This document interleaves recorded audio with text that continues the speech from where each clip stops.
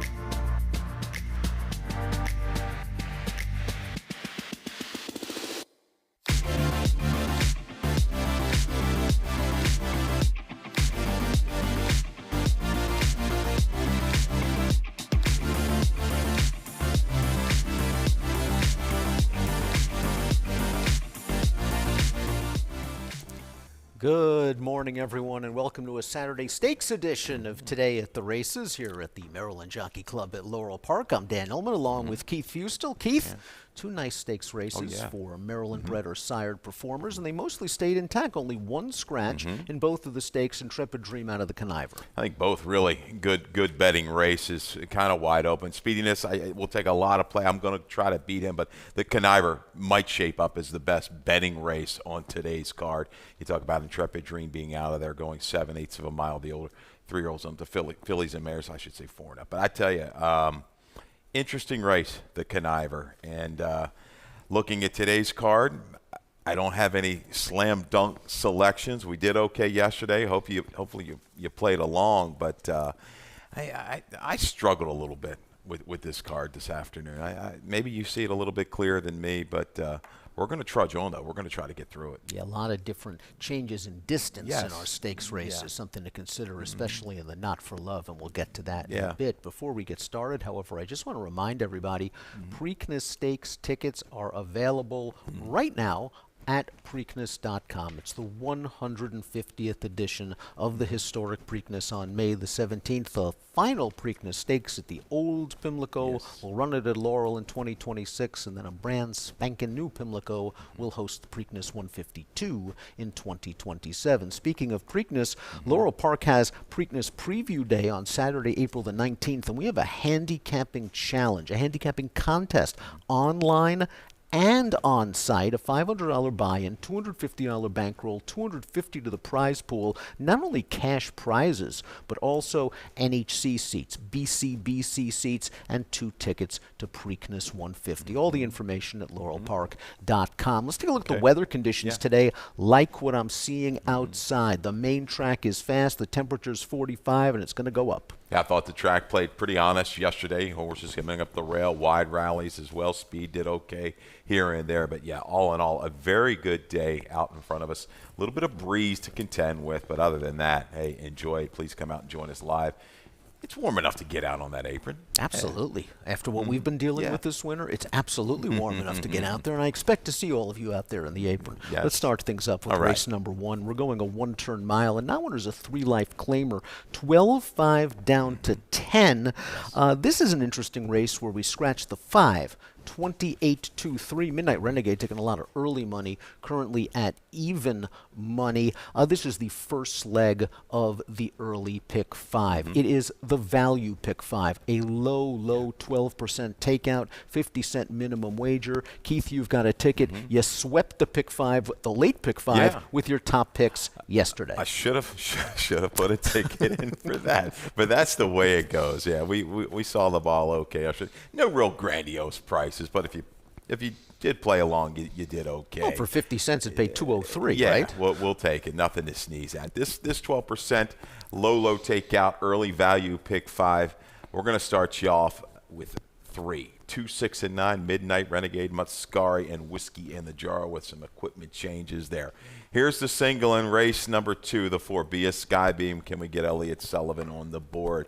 I would say it's now or never for Be a Skybeam at the mile and a 16. 3 deep in race 3 with the 2, 3, and 4. This is an evenly matched field, really close. I think Anita Beer would be a little bit of a shot, Granuel as well. But those inside 5, they're tough to split for me. I go 5, 6 in race number 4, Ness in Ness, looking for one of those two to grind it out through the stretch. Finish it up, race 5. We wrap it up with the 3, 6, and 7. Unfortunately, a few scratches in there. Take out the 1, the 4, and the 5. 4 horses, yeah, I could just easily say the all button in there, but I lean Shakira Fire in the 5th. But we're gonna take 3 shots there with the 3, 6, and 7 for a $27 ticket. Well, we'll talk about your top horse in race number 1. That's the number 9, Whiskey in the Jar, who's going to swap out the blinkers for cheek pieces. That angle worked for trainer Rudy Sanchez Salomon last week. Joanne Schenkel will give it a try here. I think it's gonna definitely work out. This horse last time out, February the 15th, we got quite a few horses on today's card coming off of that day of racing. That track changed throughout the day. We still have it down a little bit of a speed lane, kind of a racetrack.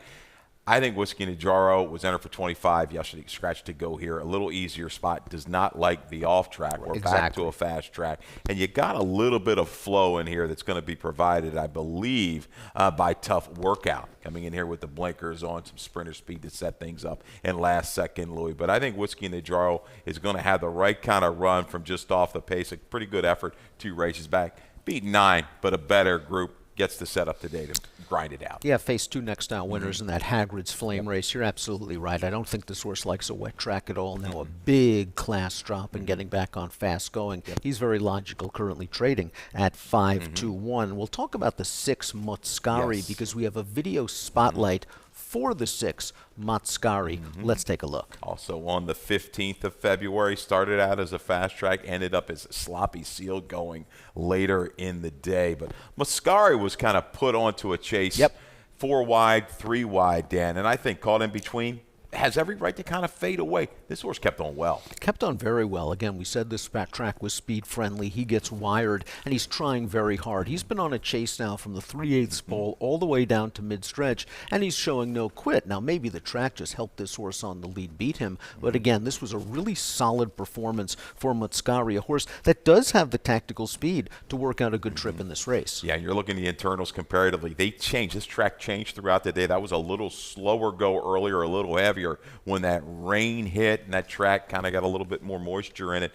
Ended up sloppy. It quickened a little bit throughout the day, but I thought all in all, Muscari has some decent efforts over this racetrack. At the mile, turning back, can get position, save some ground. I think this horse has a charge in it today. I'm looking for Muscari, Whiskey Najaro to make that close into the flow. I think a horse like Last Second Louis is a horse that might, get the jump. The road might go through him. But I'm going to fade late with that runner. You do not use him at all. I think I might, if the prices hold okay here on my keys, I might go ahead and throw him in an exacta box. Well, he's certainly in good form. I mean, he was 1 for 29 going into his last race. He found the spot. He got it done. We'll see if he can make it 2 in a row. Sometimes these horses win and the confidence goes up.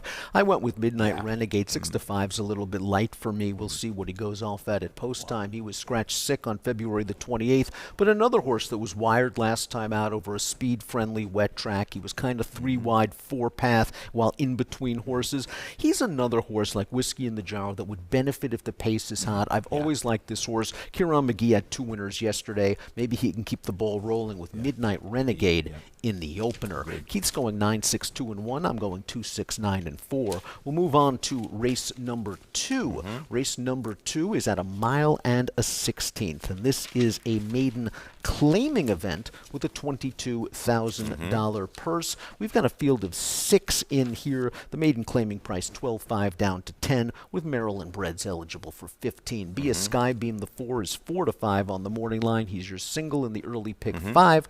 But before we start, we'll talk about the early pick 4. We've got 3 pick 4 wagers today, early, middle, and late, with a 50-cent minimum wager. Yeah, I'm looking at this race in race 2 at 1 mile and 16th. Be a Skybeam, you got it right on there, 4-5. Going to be an awfully short price.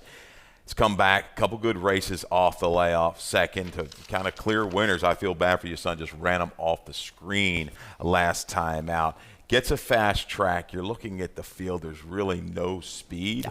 I know this horse doesn't have a ton of speed itself, but seems quicker and should be able to get to the front, cut the corner into the first turn, and I just keep going, I would say, with J-Rod. From a speed figure standpoint, you just have to think this horse is way the horse to beat. This is the spot, is going to get to the lead. Maybe the 1 mile and a 16th is a little bit of a question, but if he gets a breather on the backstretch, he's going to be very tough to down. We do have a trainer stat, however, on the number 5, Blind Eye. This is Diane Marisi, second off 2 to 4 month layoffs on dirt. 3 for the last 11 with a bigger ROI, $4.07. Now, Blind Eye has had 21 chances already without winning, but ran into a runaway winner last time out, kind of saved ground over that sloppy track. This barn, again, has done well second off the layoff, so maybe we'll see some improvement. And this is a horse, his best figure came on that fast track when it was tried the main track effort, so that's going to help. If he decides to kind of go ahead, Weston, and make that early move into Be a Skybeam, I think the horse that it sets up for is the 2, Longer Stride. Yes, in for maiden 5's beaten at Charlestown, but has the ability, I just think, to kind of save ground and keep grinding a little bit, and may get up if things get contested up front early. Do you think they're going to try to get aggressive with this horse early, realizing there's not a ton of speed? It's not like Be a Skybeam is some blazer out of the gate. Longer Stride does outpost him from post 2 with the short run to the first turn. Do they try to go? He kind of got bumped at the start last time out at Charlestown. Finished up pretty well for second in between after being late to change leads. He's a horse that's had plenty of chances, but I don't think he's going to be coming from too far out of it. I think he'd be best served just go get a little bit of a position and just sit there and hope that Blind Eye goes ahead and goes on the attack, and just sit there and be patient. I think that they may come back to him, maybe not enough, but I do think this horse can bring a little bit of a finish.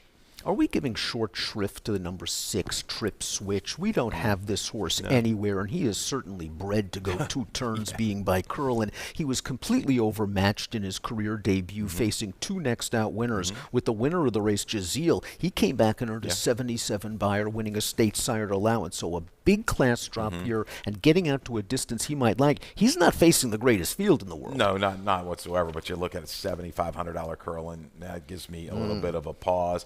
Muddy sealed surface, should have taken to it a little bit of it, because the Curlin's hard spun on the bottom, should have liked the off going. Keith's going 4-2-5-3. I'm going 4-2-5-3, which means 4-2-5-3 has no chance in race number 2. We move on to race number 3. This is a maiden special weight. $47,000 is the purse. We're going 3/4 of a mile. The morning line favorite is the number 1. I Think I Love You. 8-2-5 for Jamie Rodriguez. Keith, we have a video spotlight on our top pick in here. That's the number 4, Spirit and Truth. This horse is coming off a lengthy layoff. This is the debut way back in May. Has not been seen since early May at Laurel Park. Got pretty good position, tucked up inside to a couple rivals, leaving the 3/8, and works a seam, works outward there at the quarter pole. Kilo Road on a track that we have a little bit of a speed lean on the go-go back here in May.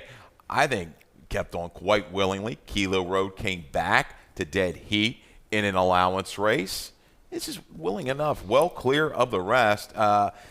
Looking at the field as it sets up, maybe not the strongest when you look at how these horses have performed here after this race. But I think Spirit of Truth, Torrealba, interesting that Weston Hamilton had his choice in here and goes to Chardin, but I have a little faith here off the break. This one's ready. This horse, when I do my little carryouts and use the variance a little quicker at the 3/4 distance, going to have to hold form, though, off of this long break. This horse took money in the career Yes, debut. That's always a good sign. And everyone just saw that's a tough trip for a first-time starter. He kind of broke in a little bit. Then he's in a tight pocket. He had to get to the outside. You're right. It was a speed track, and he faced a very sharp gate-to-wire horse. You mentioned Kylo Road. He came back to win with a 61 Beyer speed figure. We do have a trainer stat in here on the number 2, Ringer Card. Lupe Prasado is one of the most dependable trainers on the Mid-Atlantic circuit. Here's what he's done in Maryland. 10 for the last 34, 29%, a 226 ROI, and this horse showed big speed in a race that produced 3 next-out winners in his final start last year. Yeah, and a horse we're familiar with, 4th-place finisher in that race, Lady Sriracha, has come back to win 2 straight. Out of that race, looking at the internals at 22-3 was sharp enough for me. A little shorter run-up as well when you compare maybe I Think I Love You's race with that 60-foot run-up. I think at the 6.5 it's about 40. So got going quickly. I Think I Love You was able to get away with that 23-4 softer quarter. That's why that one might have held up well. But second off a break is a good angle for this farm. But this is an interest. I think Ringer Card can get thrust into it and stay the trip with Alicio Ruiz. And looking at the stats, jockey trainer, they've got a 602 ROI. The jock, I think he had a winner or two here recently. 26% is Alicio Ruiz the last 30 days with an ROI of 304.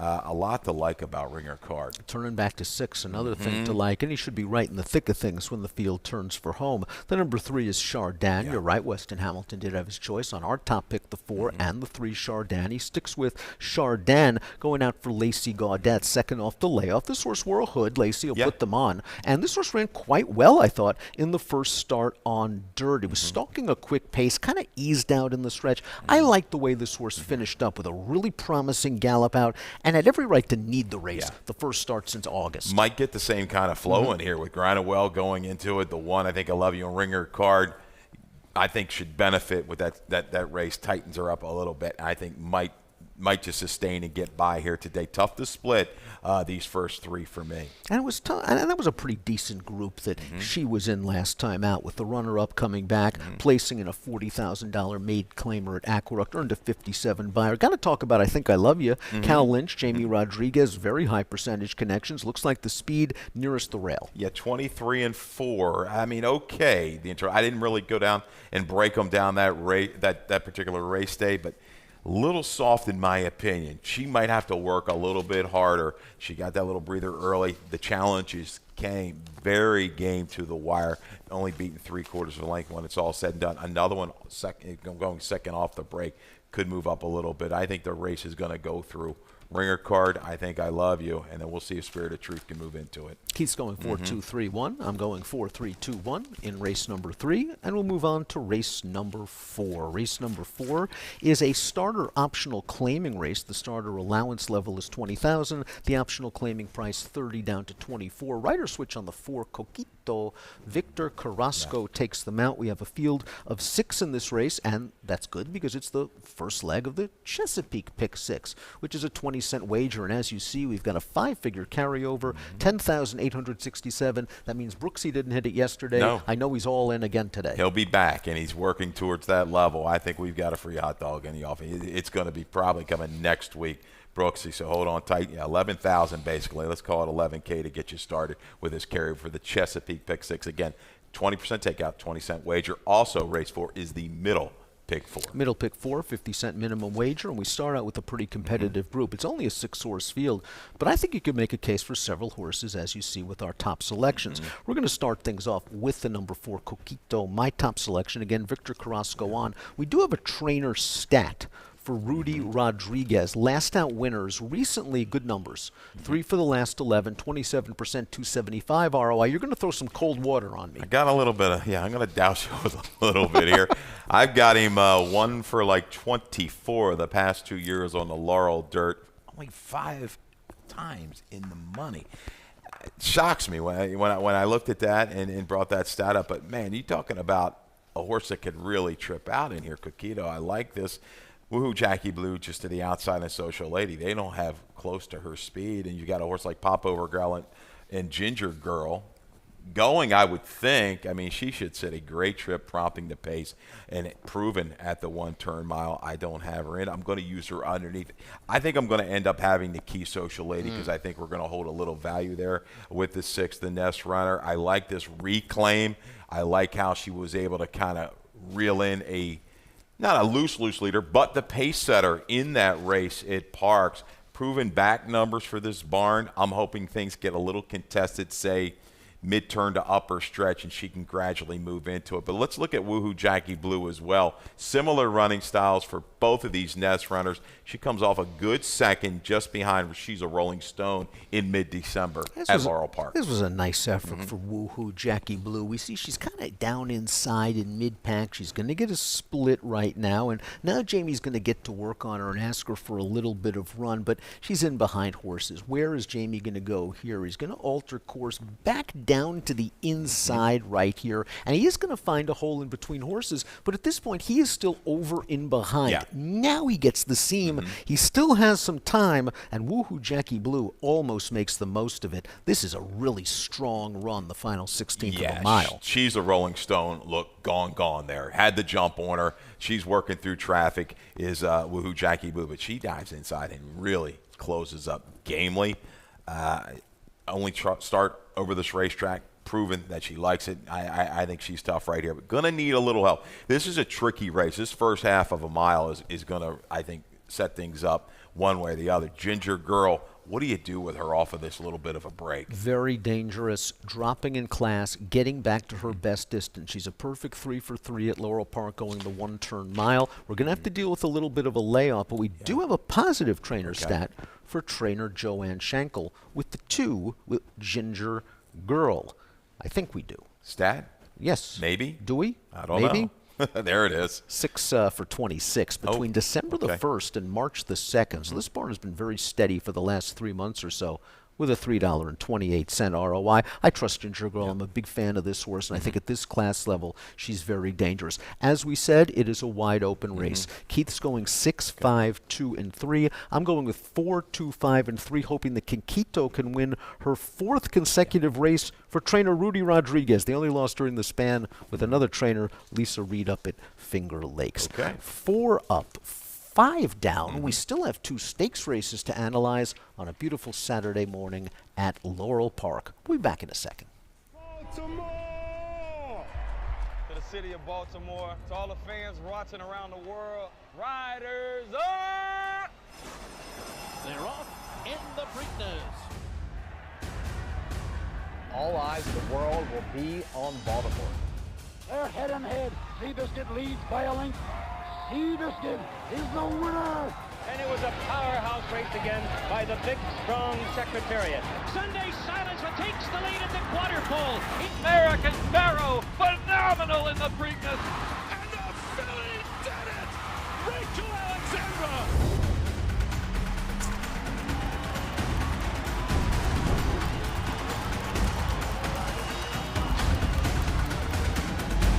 Here is Smarty Jones. He wins the Preakness by a dozen lengths. She's the Brave, wins the Preakness.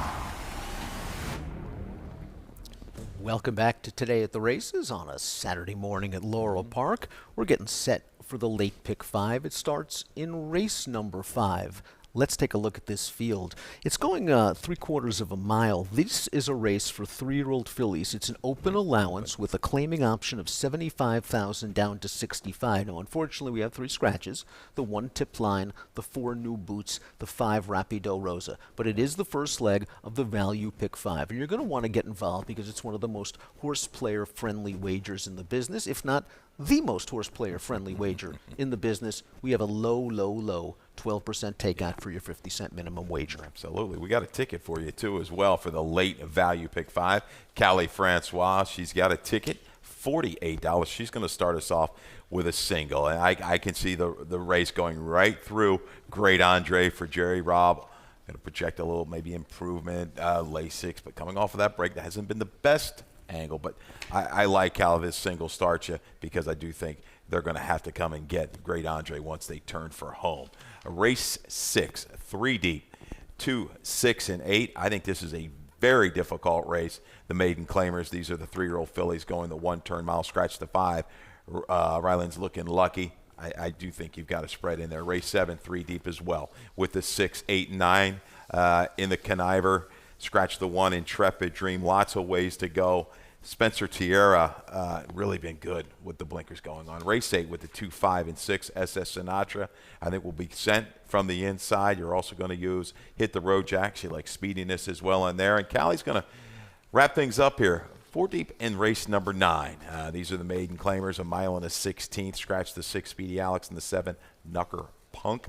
1, 2, 3, and 5 for a $48 late value pick 5. Not the easiest of sequences, trying to kind of make it reasonable with that single to get you started. Do these scratches worry you concerning your top selection, Yes. the 3 Shakara Fire? Because she's at her best when she makes one run from off the pace. And how fast is this pace going to be in a short field? She has shown the ability to stay close in the past, but does that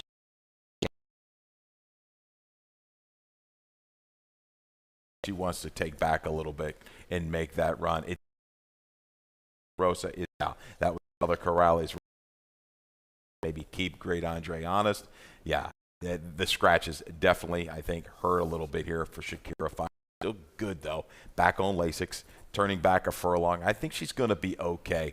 Charging late. Will she get up in time? But let's take a look at the 6, Great Andre, because I think, as I talked about there with that ticket for Callie, the road is going to go through her once they turn for home. Now, this is her most recent start back in November, and she is pushing a very hot favorite in days, and these fractions are legitimate. 22-3, 45-4. She puts days in the rearview mirror turning for home, and right here, it looks like Great Andre is on her way to a stakes win. Here's the problem. Here comes a really good horse, Caprice, who last year was probably the best 2-year-old filly in the Mid-Atlantic region. Caprice gets by Great Andre in the shadow of the wire, but take nothing away from Great Andre. She won the duel, but she lost the war to a good horse. Really gutsy effort. Yeah, I love that try. Caprice in that race, I remember, she was kind of spinning her wheels a little bit at the 3/8 pole, and suddenly picked it up past the 3/16 and was able to run down Great Andre. But you're talking about those internals. And now you got a horse that's a little bit more mature. She's adding Lasix, kind of a little bit like the Farrier horse yesterday with some of those changes. I think Great Andre going to be awfully tough right now, and with Repeater Rosa out, I don't think Not Too Late's going to go. Malibu Hooch showed that speed at the Big T, and she's kind of like Shakira Fire. She's been one of those that's been kind of trained a little bit to sit just off of it and make a charge. She's going to go first off the claim, though, for Hugh McMahon. I wonder if off the claim they're going to try to show a little bit of speed, taking advantage of breaking outside Great Andre and seeing how Great Andre goes. If Great Andre tries to basically walk the dog out there, Hamilton's got to go after her with Malibu Hooch. This is a rock-solid racehorse, though. Stayed inside, turning into the stretch. Had to kind of split horses through a tight hole in mid-stretch, and then stayed on for second. She's nothing if not consistent. I think a good trip is coming. And if Great Andre needs a race, she is coming first off of the left, although I have seen some of her workouts. I've been very impressed with what I've seen from Great Andre in the morning. I think Malibu Hooch has a shot at maybe a slightly better price. Okay, yeah, I do think she's going to be a little better priced than Great Andre, and I'm going to need her, I think, to go on the attack sooner rather than later if my top selection is going to get it done. I want to talk quickly about Not Too Late, a horse that's dropping out of 5 consecutive stakes races, and it's not like she was embarrassed in any one of them. She made a big 3-wide move into the teeth of the pace in the wide country last time out and just got a little bit tired against a good field. Onyx 10 is in very good form. She's been against Onyx 10. She's been against Caprice. I think she's another one, though, that needs a little bit of a setup, but don't you see her just tucking in behind the speeds? Yeah, she's shown versatility in her races, and I think now here's another one, getting first-time Lasix. How will that go? How will she respond to that? She could definitely move up. This is a trainer, smaller sample, has a positive ROI with that angle. Again, really, you break this race down, they are very, very close. I could see 4-horse field, length and a half. 2 at the wire, separating the entire field. I don't see anybody running unless Great Andre just comes back and is able to walk it early through the first quarter, and she may have that chance to draw off. I see this as a really, really close race. 3-7-6-2 for Keith, 7-6-2-3 for me in race number 5, the first leg of the 50-cent value pick 5 with a low 12% takeout. Let's move on to race number 6. Maiden Claimer 30 down to 24. Maryland Breds have the option of running for 37.5. Take out the 5. Ryland's Looking Lucky. We are going a 1-turn mile. First leg of the late pick 4, 50-cent pick 4 wager. Again, we've got 3 of them today, early, middle, and late. Let's take a look at some of the horses here in race number 6. I want to talk about the Stranger. Okay. That is your top selection. First-time starter for the Great Grand Motion, the 8 Wisp. Yeah, not usually. I don't take Grand Motion firsters too often. You know, hey, the stats are okay. 2 for 10 the past 5 years. I have Maiden claiming first-time starters on the dirt here at Laurel with an ROI of 278, but I just haven't been thoroughly impressed by the other runners. So can we run a mid-40 buyer off the bat? You're looking at Run Happy, the top side, 15% with the first-time with the dirt routers, I should say. Bottom side mare, 0 for 4, but okay, 67. Firsters have run okay out of this mare. A couple of them have hit the board. Plenty of works. I'm just thinking maybe they said, all right, this isn't a stakes. Maybe she's not, one of our tops in the barn. But we're going to lay her in here for 30. Do you want to go ahead, Terry? Go ahead. She's got enough ability to get it done. Plenty of build up here to get the mile first time out.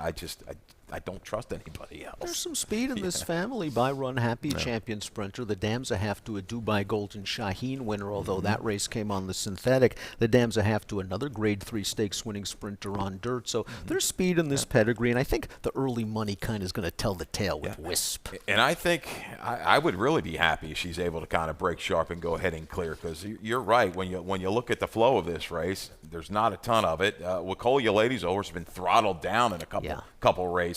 Will they decide to let her go ahead and go? The question is, if you let her go, does she just pull and be unrateable? I think that's been the major problem, is that she pulls so hard. You want to try to get her in behind horses. Two-back, she pulled hard on the outside, and the jock just finally had to let her go, or else his arms was going to go. Yomar Ortiz's arms were going to fall off. Last time, J-Rod put this horse in behind horses, eventually got to settle. I think there's something here with Wacolia Lady at this level, but I do think Missy's Map has to show speed from post position, too. Last time out, just tracking a long shot, a 50-to-1 shot from the outside, and I think maybe she inherited the lead a little bit early on the turn, turning into the stretch of the long stretch of the 1-turn mile. Got run down by Trace Aries, no disgrace there. That horse came back to win for a $20,000 tag with a 47 buyer speed figure. I just think this one's going to be right in the thick of things when they turn for home for Trombi. This is when we were just waiting when she was going to turn on, because you look at the breeding, you look at the family. There's some good runners within this family, and I expected more.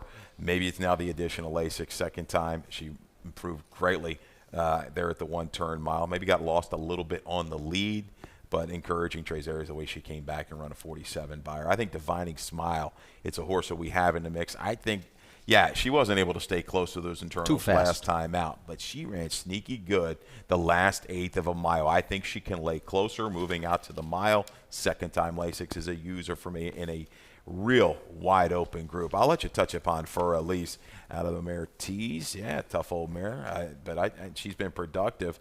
This one coming back, Lasix on, stat time.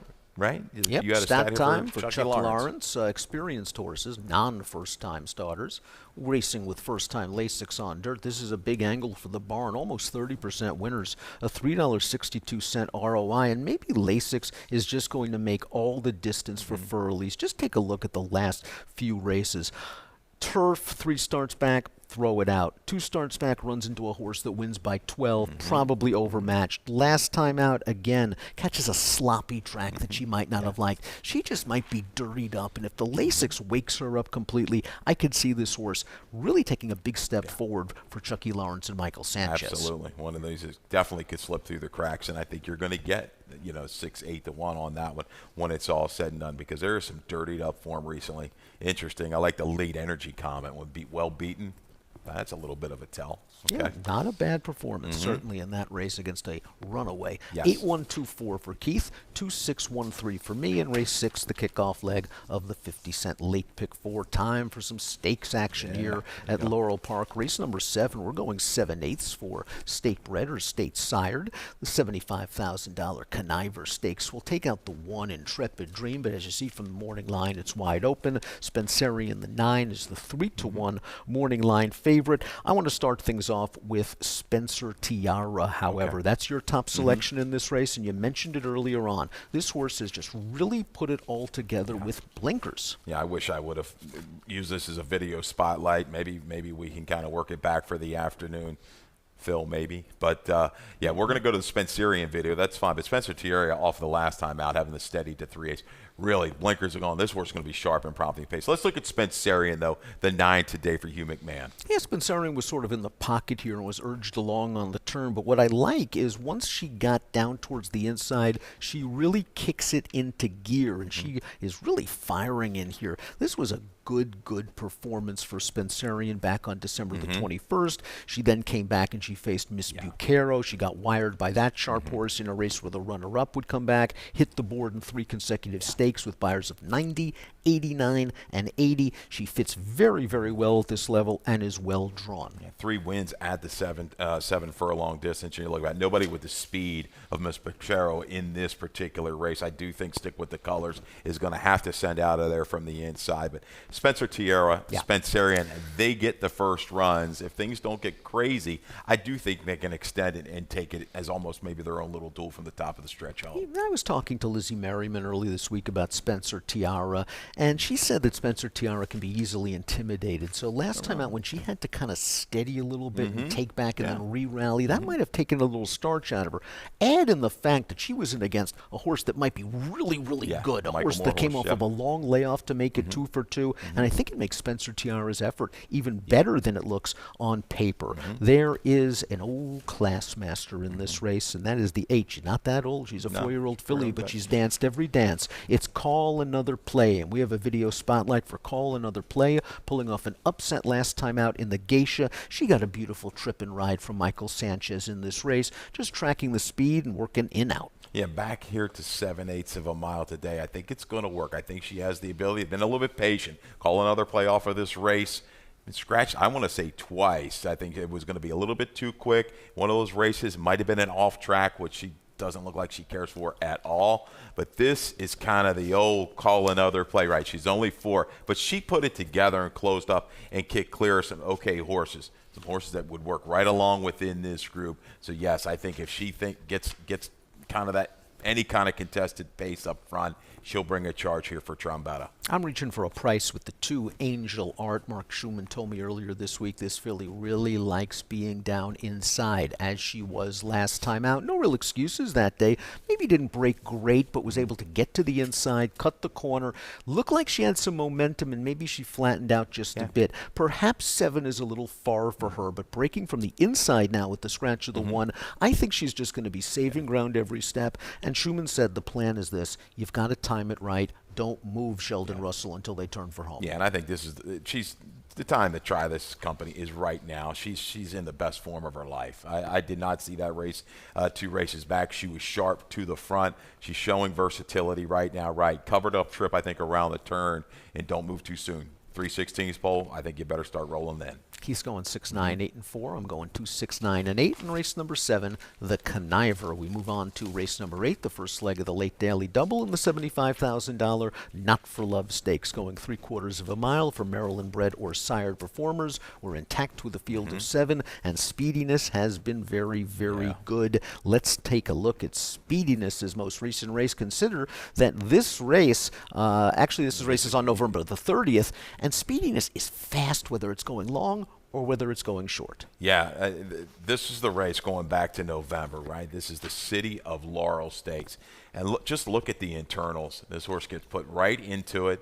What a match race Turner for home. 22-2, 44-4, 9-4. Yeah, the track was had a little spring to it that particular afternoon, but the fight that this guy displays, and again, when you're looking at the speed in here, he can get put right into it again and stay. He doesn't mind a battle. Sitsink is up here late. There goes Winterfell right on by. But all in all, really good efforts by both of those horses right behind Celtic Contender and Speediness. Speediness, again, here at 6 furlongs. Yeah, I think it's going to be go ahead and go.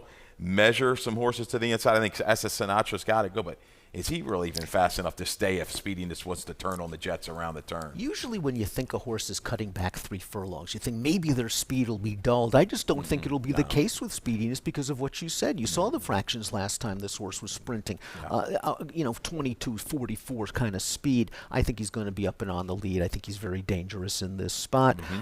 We also have a video spotlight for Circle P, and I think we should talk about Circle P because this is a horse that to me has sort of been knocking on the door. Now he's splitting horses here. He's going to have to go on hold for just a second. Yeah, I like the fact we're back.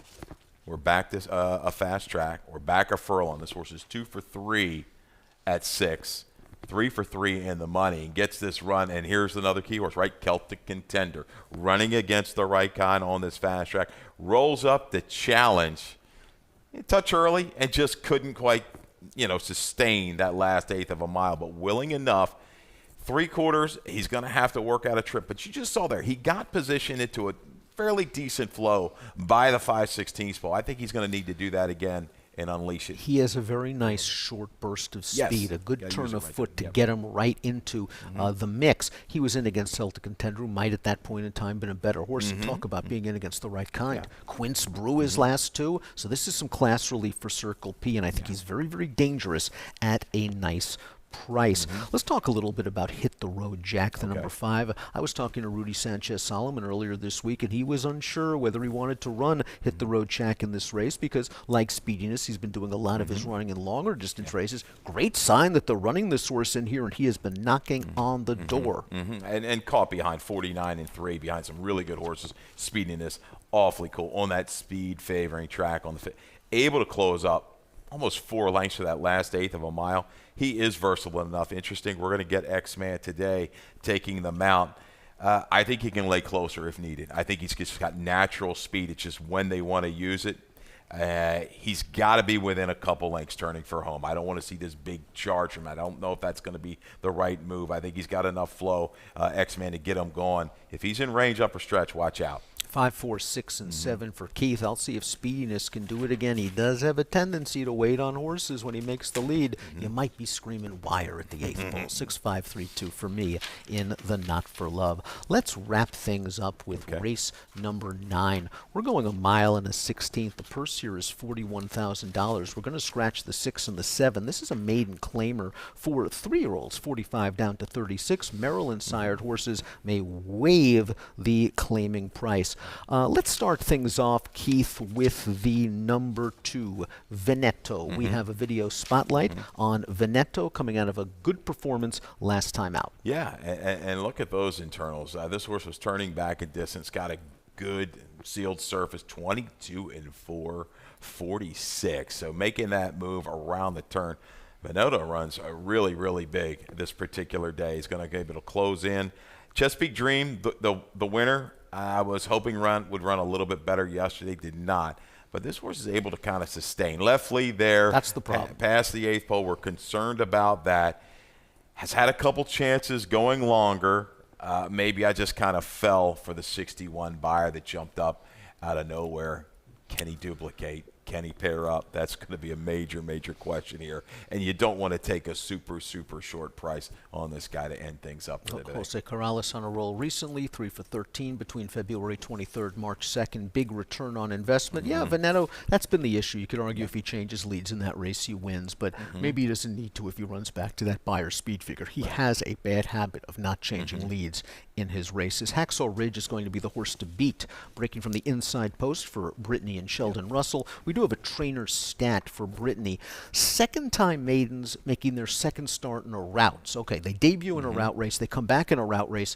10 for the last 29. 34%, 268 return on investment. Hacksaw Ridge also getting LASIX for the first time, also listed as a first-time gelding. You don't worry with Brittany off of layoffs. It'll be very interesting to see what we got. He had to kind of alter course very wide in the upper stretch last time out, and he passed some tired horses. Yeah, it made a little bit of a run. I expected maybe a little bit more out of that one. Victory Rally bottom side. I want to say that might have been a Matt's runner. Was an okay mare. So yeah, with the stat there, the gelding, the LASIX, there's a lot to kind of definitely like for Hacksaw Ridge, a shorter field. We're not going to get any kind of value whatsoever with the 1 and the 2. So I can see your rationale here.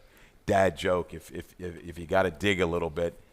Sneaky good last time out. Yes, beaten 15 and some change. I think that race looks a little bit better. But beaten 15 and change by just some runaway favored winner who's pretty good. Came back to run third in a first-level allowance with a 64 buyer speed figure. I mean, you look at Dad Joke's race, much improved with LASIX. 4 wide on the backstretch. Carrasco took him inside to try to save some ground and kind of got held up a little bit. But once she got to the outside, she ran on despite being beaten 16 lengths. I still think there's some improvement for Practical Joke. I think he's got enough of the body type to get the mile in a 16th, although the pedigree says sprint. We'll see what we get. I think the price will be right on Dad Joke. 2-1-5-3 for Keith, 3-2-1-4 for me in the finale at Laurel Park. Best play time, Keith. Yeah, only knocked out the late pick 5 with a cold play last yesterday. You're going with Social Lady today. And we even got the Wolfman home. You did. A little anxious moment there right out of the gate. Up in the air, Jock did a great job staying on, and those two got in tandem and made that move around the quarter pole to get it done. So, yeah, I go to race 4, Social Lady. Back in the barn of Jamie Ness, was able to kind of run down that loose leader, pace setter at Parks. I'm going to need things to kind of get contested, leaving, I'd say, probably mid-turn into the lane. You've got a couple horses that were tough for me to split up on the front end because I don't think they want to let the other get away. You've got Popover Gal, you've got Ginger Girl. I think they're going to be right there. Even your top selection, the Rudy Rod, moving in. So, Social Lady back in the Nest barn to kind of grind it out. My best play is in the opener. That's the number 2, Midnight Renegade, 5-2 on the morning line, 5-2 right now. I won't take a dime less than 5-2. Kieran had 2 winners yesterday, hoping to keep the ball rolling. I think this horse is going to appreciate getting some pace at the 1-turn mile. I think last time out was just a little bit close to it. They'll maybe try to take back and make one run. That's worked for this horse in the past. 9 races for today's card. 2 stakes races, 2 pick 5s with a low takeout of 12%. We're going to go up to Dave Rodman for scratches and changes. Good luck.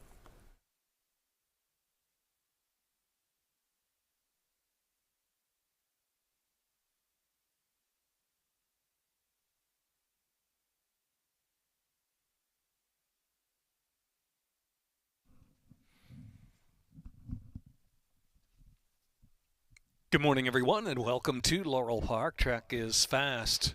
20 minutes out to post time. Temperature in the mid-40s. Winds out of the northwest today, 10 to 15 miles per hour. Sunny skies. 9 races on the program, followed by racing from Morones, Uruguay.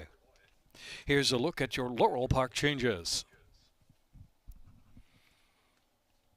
In the first race, scratch number 5, 28-3. Scratch the 5, 28-3, first race. No changes in the second race. Third race, all clear with no changes. Fourth race, number 4, Coquito, and jockey Victor Carrasco. Victor Carrasco on 4, Coquito, weight 126. In the fifth, scratch 1, Tip Line, scratch 4, New Boots, and scratch the 5, Rapido Rosa. 1, 4, 5 out of the 5th race. 6th race, scratch the 5, Ryland's Looking Lucky, scratch the 5. Work out for number 8, Wisp, January 3rd, Fair Hill, 4 furlongs, 50, 1/5, breezing from the gate. 7th race, the Conniver Stakes, scratch 1, Intrepid Dream. Scratch the 1. Number 6, Spencer Tiara, 2 over. 8th race, the Not for Love Stakes. No changes. 9th race, scratch 6, Speedy Alex. Scratch the 7, Knucker Punk. 6 and 7 out of the 9th race. That's a look at your Laurel Park changes. 18 minutes to post time. Value pick 5s early and late with a 12% takeout to both the pick 5s. Mandatory payout early pick 5, carryover potential late pick 5. And remember, the Chesapeake pick 6 starts in race 4 today with a carryover $10,868 in the Chesapeake pick 6 wager. Track fast. Good luck this afternoon at Laurel Park.